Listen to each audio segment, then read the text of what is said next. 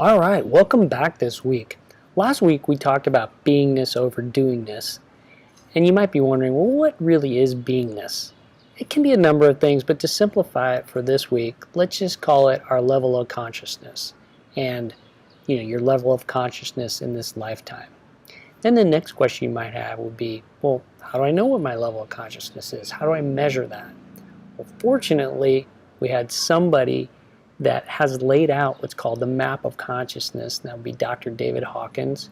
In the last century, he put together his thesis on the map of consciousness and levels of consciousness in his book Power versus Force. And what he said was that there are a number of levels of consciousness and there is a way to measure it. So let's go through what those levels of consciousness are. As you see on the screen here, there is a scale from 0 to 1,000. And at the very bottom, 0, it's not showing here, would be death or dead. And then as you climb up from there, you see, and I'm going to focus on the levels here. There's many columns, but just focus on the column that says level at the top. Starting at the bottom is shame at 20.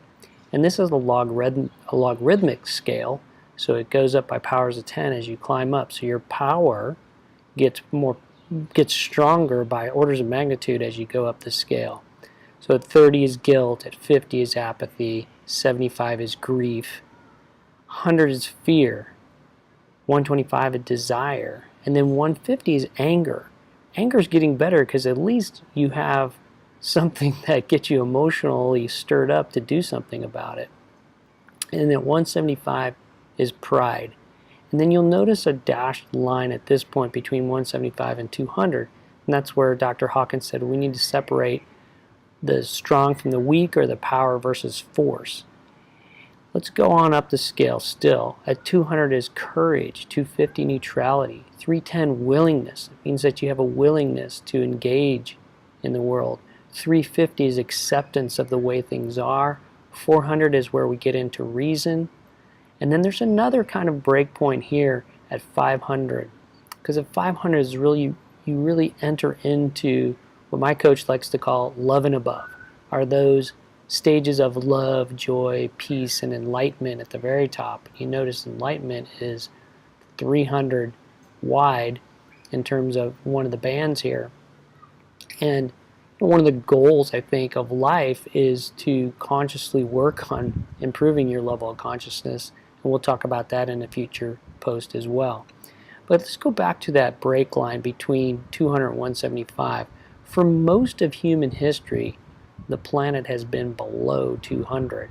It's not until recently that we've risen above 200 as a species on the planet. And this is opening up new possibilities for human beings as we come up this scale. Now, as I said, let's assume there's a way to measure consciousness, and we'll cover that in a future post. Let's also assume that we can measure consciousness not only of individuals, but that we can measure consciousness of groups of individuals. And groups include families, communities, towns, cities, states, countries, and even the world. And let's also say that we can measure groups of people with a common purpose. So it might be you could measure the level of consciousness of a nonprofit organization or a company or even a government or a military. And then you can also measure the level of consciousness of works of creation like books and movies and things like that. So there was Einstein was measured by Dr. Hawkins to be at 499. And if you look at the chart, you'll notice that 499 is the breakpoint between really that reason or that intellect, which Einstein was one of the greatest people in history we know of that had an incredible intellect. But he didn't quite break through to the level of love. Now, he did have some interesting things to say, though, about consciousness. Let's look at a couple of his quotes. The first quote from Einstein is, "A human being is part of the whole, called by us universe, a part limited in space and time. He experiences himself, his thoughts, and feelings as something separated from the rest, a kind of optical delusion of his consciousness.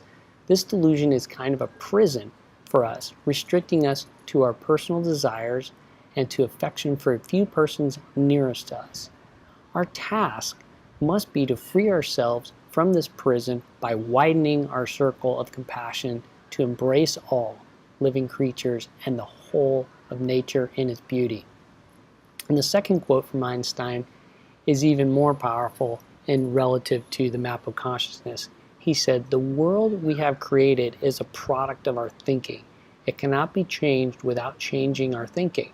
If we want to change the world, we have to change our thinking. No problem can be solved from the consciousness that created it. We must learn to see the world anew." And in a way, in this quote, he was saying that we need to raise our consciousness to see the world differently than maybe we were seeing it for most of human existence below the level of 200. So where do you think that you calibrate on the map of consciousness? Now, your calibration is more like your heartbeat average. Sometimes it's lower and sometimes it's higher. But what is the average that you are carrying at most of the time? And Dr. Hawkins also said, very few people raise their consciousness in their lifetime. However, it is possible if you focus on it that you can raise your consciousness in your lifetime. We're going to be covering that in some future posts. And I'm going to put a link in the notes below to a list of things that Dr. Hawkins calibrated on the map of consciousness in his lifetime. You might want to look through that. It's kind of interesting. And see if there are other things that you see when you review that list that you think, I wonder what that's calibrated at. I know I did that the first time I studied the map of consciousness. All right, that's it for this week. Next week, we're going to come back and talk about how Dr. Hawkins discovered, really, a way to measure human consciousness, and we'll dig into that. Have a great week in the meantime.